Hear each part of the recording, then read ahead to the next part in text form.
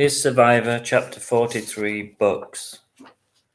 One of the problems of living in the sun was that you woke early and stayed up late. There was so much time to kill. She could only exercise so much. What she needed, she decided, was books. Books, lots of them. It was time to walk into town and find a bookshop. She passed cafes after cafe. The people outside were smoking and chatting. Everyone was smiling in the sun, and she felt herself smiling too.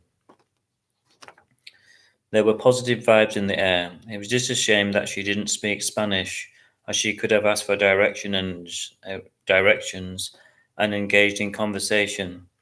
By luck and intuition, she came across a bookshop bulging with books in a haphazard yet organized way. It was wonderful to look round. Every subject was catered for, no matter how esoteric.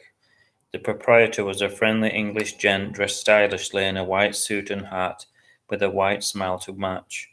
He looked like an actor. Maybe he was. She took her time looking round all the bulging shelves, and eventually she sat down in a comfy chair and flicked through a few volumes. There was so much choice it was hard to make a decision. Eventually she settled on Jaws, which she had never read but always wanted to.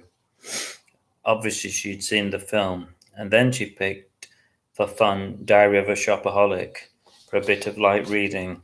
She gathered them up and paid to the delight of the shopkeeper and sat in a nearby cafe with a nice coffee and set about destroying the hours with a book or two.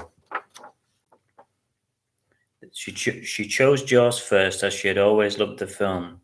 She had great memories of the summer of 1976. Then she read The Shark Moved Through the Waters and she was hooked, to coin a phrase. It was a fantastic book and the hours flew by as she pored over every page. It was different from the film. There were a few surprises in store. Life is so easy here, she thought. It would be lovely to live here permanently. Just to know that the weather would be pleasant most of the time was a great relief and joy. It was no surprise why the British flocked to Spain. The weather at home was abysmal, and it was no surprise that people looked depressed. It was mostly due to the weather. After a few hours, she was amazed to have read 100 pages. She decided to take a look round more shops. It was lovely observing all the colourful characters. She stumbled onto a market full of colourful clothes and trinkets. She bought a watch that was designer and bright pink, a positive colour. Everywhere she went, she turned men's heads. She had developed a tan and her hair shone. She turned the corner and she had another surprise in store. Alf was sat outside a cafe flicking through the newspapers, lost in thought.